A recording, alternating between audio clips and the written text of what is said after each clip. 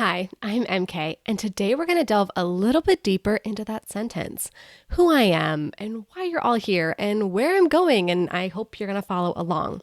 And if you're watching this, that means that this channel has hit 15,000 subscribers. And yes, there will indeed be prizes for everybody, so stay tuned.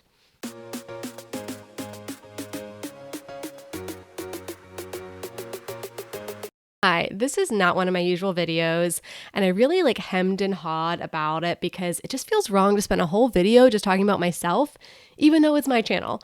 But Jason, who many of you have seen on the channel before, who's my wonderful husband, my CFO, my business consigliere, and the head of my fan club, challenged me to make it. Anyways, so I'm really glad that he did. And for the 15,000 subscribers, it's a big milestone. I'm planning to do another big Ask Me Anything, huge prize extravaganza at 20,000 subscribers, but I didn't want to let 15,000 pass without anything. So I figured this would be the perfect opportunity to do this. And I want to let you know that at the end of this video, I have a gift for everyone watching. So stay tuned till the very end. So today I'm going to reintroduce myself for some of you, or just introduce myself. I talk in my videos about what to do when you're self-publishing or writing a book. I get into the technical nitty-gritty of being an indie author, what button to press, when not to panic, how to be more efficient with your time. But I don't really talk about my books or my journey cohesively. Like sometimes you'll see one small piece of it, and usually you're seeing me redo something that I've done 100 times. But I just wanted to dive back in and really tell you about who I am and what I do. So again, I'm MK. I write across multiple genres because I read across multiple genres.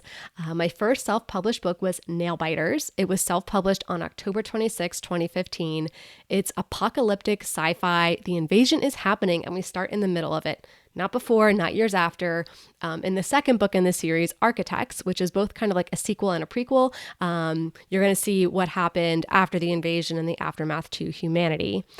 When I wrote Nail Biters, it felt like it was a standalone.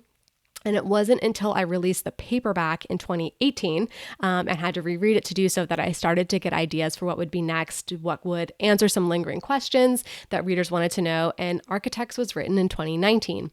Now, I really want to stress that because it was complete and done. And even though it came out in 2020, I want you to know that I wrote it all before 2020 happened. And I'm so sorry if I wrote certain things into existence that traumatized our planet in 2020. So trigger warnings for all things 2020 when you're reading Architects. I'm so sorry that I tempted the universe with this. But my biggest lessons from Nail Biters and then from Architects that I want you to take, because it's not just talking about me, it's what lessons is: don't release books in a series this far apart.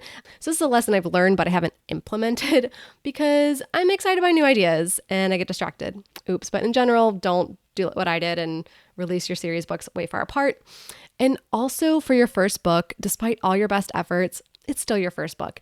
Mistakes will happen. Your craft will improve with each subsequent book, and just be happy with it, love it, but know that you're growing as an author. And the great thing about self-publishing is you do get to go back and retouch things and release a second edition, which is what I did. Okay, so 2015, my first book came out. 2016, I wanted to get on the schedule of releasing one book a year. I was working a full-time corporate job, so I thought that was a really good schedule for me. I had a few short stories already written, and I wanted to finish one new one to round out the series, polish it, and publish exactly 1 year after Nail Biters. And that was a challenge I issued to myself. So these are all contemporary short stories, some of a political aspect, some are more thrillers, just general fiction stories that all coalesced into The Games You Cannot Win. I love these stories when I wrote them, and I think especially the politically themed ones show how naive I was even in my mid-20s. So The Games You Cannot Win barely made it in for my self-imposed 1 year deadline. I put it up for pre-order 1 week before the launch date of October 26th. I was close to not making the deadline, so I didn't leave a lot of time for pre-order promotions or book announcements. But with Nail Biters, I had done the biggest blitz the final week. And I was like, okay, well, I have a week. I'm just going to blitz. And I wanted it in by that deadline. Not the best for success strategy, but for meeting my goal, I was happy with it. And I was like, okay, I have a week. I'm just going to hammer all the promos.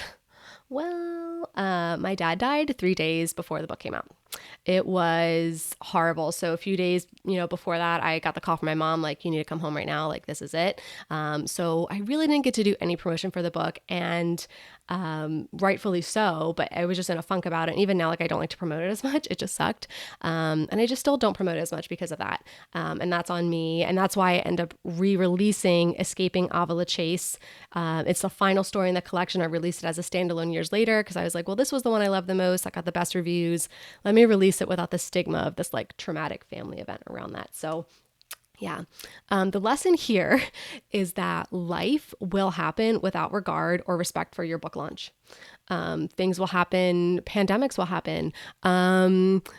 Family members will get hurt or get sick or will pass away. Websites will crash. Like, things will happen around your launch, and it sucks. But all of us go through it at some point.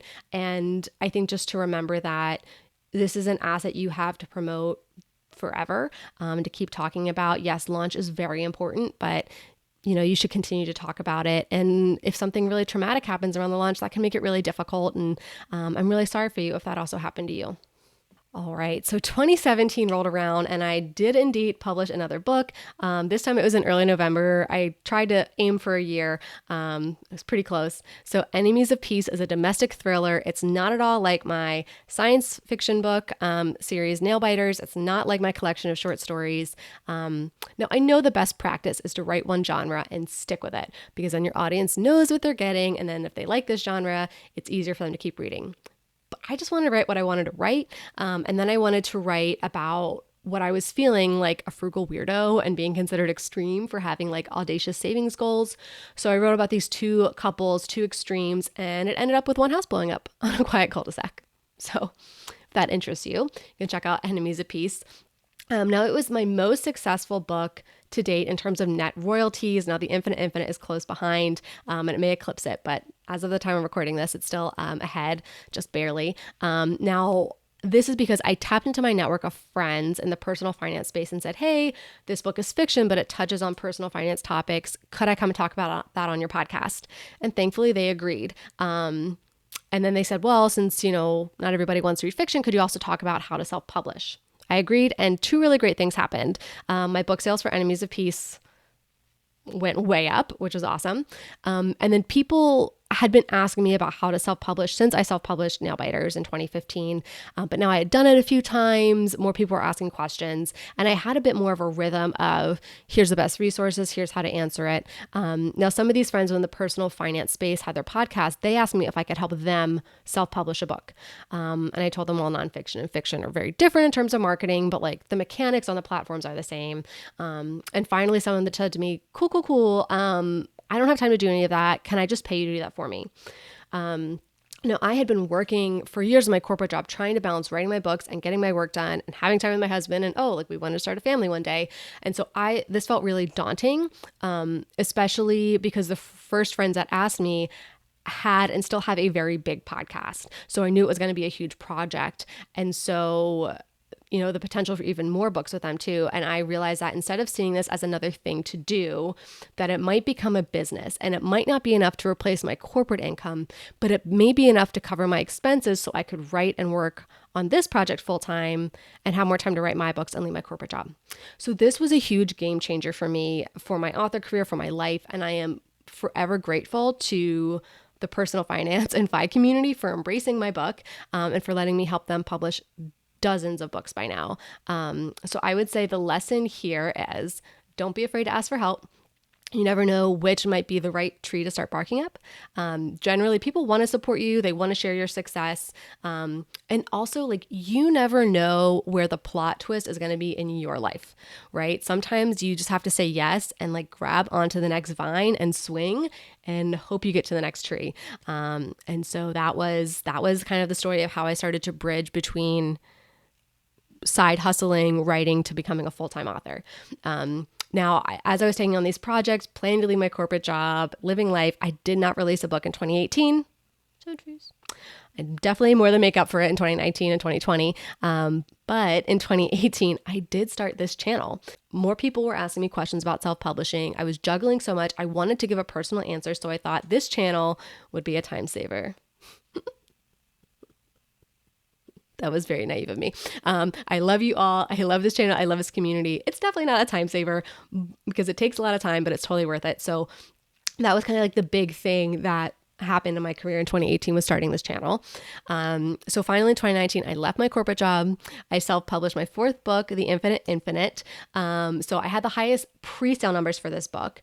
And it is a time travel adventure multiverse series. So think about like Michael Crichton books where like there's all this ragtag group and they've got to figure out what's going on with like behind the science. But it's also about time travel and going to multiple universes and meeting your alter egos and what life would have been if one thing in your life had been different. And so I think that's a really fun thought experiment. It has a bit of a feminist twist. So if that sounds at all interesting to you, check out The Infinite Infinite. So I was continuing to learn things. Like I said, I wrote Architects in 2019 and I started to get it ready to publish for 2020. And then I was just swamped. I had more clients than I could handle. Again, very grateful for that because so many people in the personal finance and FI space said, oh, you got to go work with MK. You got to go work with MK. You got to go work with MK. Great. I have a business, but it was almost too much. I didn't yet know how to optimize my videos on YouTube. And I felt like all the questions I was getting, I was like, they're finding my videos too late. Like I'm not reaching people in enough time. And I felt bad. Like I wanted people to be able to find the answer before they made a costly mistake, either in time or money and something like that. So I thought, okay, how can I organize all this information in order, like in a sequence that people can access it? Like maybe a book. Like I can't believe how long it took me that until the end of 2019 to think of this, to think like, oh, all the same information I'm putting in these videos should be in a book. But it did take me that long. And the first two books on my Author Your Ambition series, my first two nonfiction books that I wrote, poured out of me within weeks, mainly because I'd been saying all the things already in my videos and it was just putting it in order. So I had two books, self-publishing for the first-time author and book marketing for the first-time author, slated to launch in late March 2020. Do y'all remember March 2020 or have you blocked it traumatically? So again, I thought life was going to ruin my launch. I thought all my clients were going to have to cancel if they couldn't afford to work with me anymore. I thought I was going to have to find a new corporate job. Oh, and I found out that I was pregnant. I thought like everything was over that I had worked for. And then suddenly everybody had more time to work on their dream book and I was super busy again. And so there's kind of a few lessons here. So, right, yeah, like life's going to get in the way of your launch. Sometimes your biggest success could just be staring you right in the face. And for me, it was like, oh, like I could write nonfiction books and like also help authors. And then like I would hopefully have more time back to write my fiction books because I'll be like, here's everything. And then knowing that I was able to revise my self-publishing books annually, I think there's still an amazing resource for first-time self-publishing authors. It's great for me to have to go through and be like, okay, what has changed? Like what's different? And so, yeah, it was so interesting. It was such an interesting time. I learned so many lessons in that. And also like when you ask the universe for something, it will give it to you and you will be busy and you have to eventually calibrate. Now, as I said, I kind of had this ticking clock in my belly. And so I needed to focus on what would be profitable for my business and fast, because I knew that if I said yes to every client project, if I wrote another Author Your Ambition book, launch Architects, like wrote a sequel, like there was going to be too much to do. And then having like a baby, like, is this going to be a baby who sleeps a lot? Is it not? Like, I had no clue what that cliff was going to be. And so I knew I had to get really tight on YouTube to make it profitable. And so I just got really serious about learning the algorithm. And that's probably how you all found me, is because I finally figured out how to properly describe my videos and title them so people could find them. So I'm so happy that you're here and that this all worked out. So yay. 2021, began the year with a new baby, books launched for my clients. How to Write Your First Novel was launched with success. I was so excited that was out into the world. I started working on this crazy, weird dystopian near future idea. And then I also just wrote Going Wide, which launched at the end of the year. That was I'm up in the middle of the night having to feed and pump, and all these questions keep coming in about going wide. And I was like, let me just write a book about it. And I also launched the Alpha Nina, which is the sequel to The Infinite Infinite. So lots of books in 2021. And so there were so many great things that happened for my business that year. It was my most financially successful year, but my daughter did stop taking 2 naps a day at the beginning of 2022. And she only was napping one time a day. So I only had that time to do everything. So I stopped taking on clients. I told my biggest client I would finish out the books we agreed on, and then it would just be more passive, administrative. And it was really important for me to focus on my books because I felt if my books had to get delayed, then I was the one disappointed. But if it was somebody else's, I would feel so much worse. And so I started to clear my schedule a bit. So in 2022, I wrote Interview with a Van Lifer. It's a novella that reads like an article from the New Yorker or the Atlantic about a pair of van lifers who also happen to be vampires, and how climate change is threatening them. And it kind of explores vampirism as chronic illness. So it was really fun to write, a nice break between drafts of that dystopian project that I mentioned. Now, I also wrote the Author Your Ambition workbook, which is my personal checklist of everything I do when I write and self-publish a book. Fully written out. It's kind of a choose your own adventure. Like if you're going with this strategy, go to this page. This strategy, go to this page. So if you ever wanted just a download of my brain on paper, that's where it is. It's also like as thick as a phone book. It is a Mac Daddy. So yeah, and then in 2022, I also finished that manuscript for the crazy, weird dystopian idea that I mentioned. The Author Your Ambition workbook launched in January 2023, and then I did something I thought I'd never do. I queried literary agents for my crazy, weird dystopian book idea, and I signed with one. And we've been working on edits. And from here on out, I might be traditionally publishing books for a bit. Like I still want to finish the Feminine series. Remember, I didn't learn that lesson very well about releasing them all in order. So yeah, like there's kind of this wide open, again, unknown in front of me. And I think the lesson here throughout all of my author career is that nothing is constant except for change.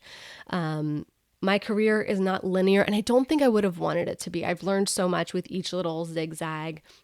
The books that I'm working on now, like I can only see one or two of the next books down the line, because new ideas bubble up all the time and I want to capitalize on that excitement. And so, yeah, I think the biggest thing through all of this is that patience does pay off. And so my lesson that I hope you're all going to learn from having watched this far is that patience does indeed pay off, because now I'm going to get to the prizes. So whenever I hit a new milestone with subscribers, I do a sale on my personal store. So right now, everything on my store is 15% off because we hit 15,000 subscribers. So yay, ebooks, audiobooks, print books, they're all 15% off. But if you watch this whole video all the way to the end, you get an extra 15% off with the coupon code PATIENCE. So that is the biggest thing I've learned in writing and self-publishing, and definitely with the traditional publishing route, is patience. Books move at the speed of books. And so I love that you are all still here with me. I love that you've been supporting my journey, that I've been able to help you on your journey. I am just so grateful and love that you're here for my videos and my crazy dreams and even my rambling videos. So thank you so much. And now you can go back to writing your book.